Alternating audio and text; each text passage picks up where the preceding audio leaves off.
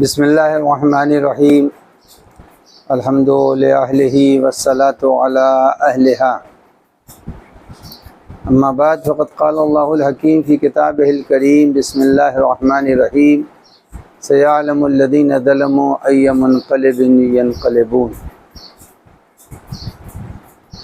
جنت البقیع کے انہدام کو 100 سال ہو رہے ہیں، اور اس 100 سال کے عرصے میں مسلسل احتجاج ہوتے رہے، اور اگر اب سعودی حکومت نے مومنین کے دلوں کے جذبات کا احترام نہیں کیا تو شاید قانون قرآن کے مطابق سعودی حکومت کو اب جھکنا پڑے گا اور تعمیر بقیع کے لیے اجازت دینی پڑے گی، چونکہ سعودی حکومت اپنے روابط کے اعتبار سے اور جو سہولتیں اس نے سعودی عرب کے عوام کو فراہم کی ہے، جس کے اندر سراسر بدعت اور حرمت پائی جا رہی ہے۔ مثلا سعودی حکومت نے ریاض میں بہت بڑا فنکشن کیا، جس کے اندر دنیا کے ناچنے والے اور گانے والے جمع کیے گئے۔ سرزمین مکہ پر سعودی حکومت نے بلو فلموں کا سلسلہ شروع کر دیا۔ مدینہ منورہ کے داخلے کے اوپر جبکہ یہ لکھا ہوا ہے کہ یہاں کے اوپر غیر مسلم نہیں پہنچ سکتے، لیکن اس کے باوجود یہودیوں کی اجازت، غیر مسلمین کی اجازت مکے اور مدینے کے لیے فراہم کر دی۔ ایسی صورت میں جب سارے کے سارے ناجائز کام انجام دیے جا رہے ہیں جس کی شریعت نے اجازت نہیں دی ہے، تو پھر مزار مقدسہ جو ایک دینی عمل ہے، اس عمل کو بہرحال انجام دے دینا چاہیے اور اجازت ملنی چاہیے۔ دنیا کا ہر پڑھا لکھا طبقہ یہ جانتا ہے کہ نبی اکرم نے جب ہجرت فرمائی تو ہجرت کے بعد کچھ زمین کے حصے تقسیم کیے تھے۔ انہی حصوں میں سے ایک حصہ ہے بقیع کا۔ اس کا پورا نام بقیع غرقد ہے، چونکہ یہاں کے اوپر بہت سے کانٹے تھے۔ یہ پورا کا پورا حصہ جناب عقیل کو پیغمبر نے ہبہ فرمایا۔ نبی اکرم صلی اللہ علیہ وآلہ وسلم جب مدینہ تشریف لائے تو انہوں نے سرزمین مدینہ کے بعض حصوں کو آنے والوں کے لیے مخصوص کر دیا۔ یہ بقیع، جس کا اصل نام بقیع غرقد ہے، چونکہ غرقد کہتے ہیں کانٹوں کو، اس حصے میں کانٹے بہت پائے جا رہے تھے۔ پروردگار عالم کے نبی نے اس حصے کو جناب عقیل کے سپرد کیا۔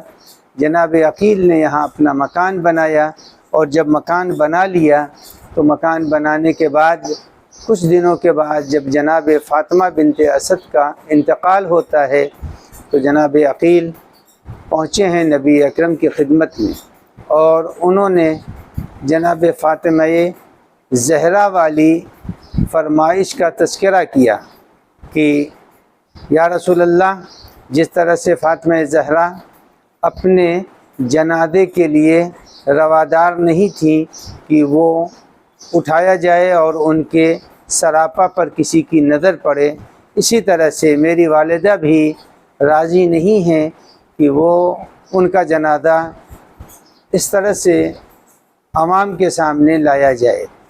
لہذا اگر آپ اجازت دیں تو میں فاطمہ بنت اسد کو خود اپنے مکان میں دفن کر دوں۔ پیغمبر نے اجازت دی۔ ام المومنین بھی جناب فاطمہ بنت اسد کے فرزند تھے، لہذا ان کی منشا بھی یہی تھی کہ جنازہ جناب فاطمہ بنت اسد باہر نہ لایا جائے۔ وہ جنازہ اسی جگہ قبر بنی، اسی گھر میں قبر بنائی گئی۔ قبر کے بعد پیغمبر نے نمازیں ادا کی اور نماز ادا کر کے وہیں پر سپرد لحد کیا گیا۔ اور اس کے بعد پھر بقیع کے ایک حصے میں ازواج پیغمبر دفن کی گئیں۔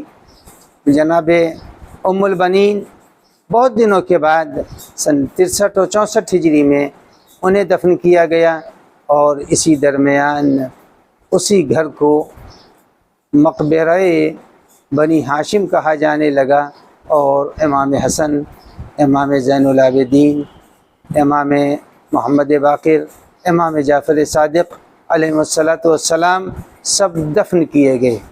اور اب جب وہ گھر ہے اور تاریخ کے اندر ثابت ہے کہ وہ گھر تھا، لہذا کبھی بھی کسی کو قرآن اور سنت اجازت نہیں دیتی کہ کسی کے گھر کو منہدم کیا جائے۔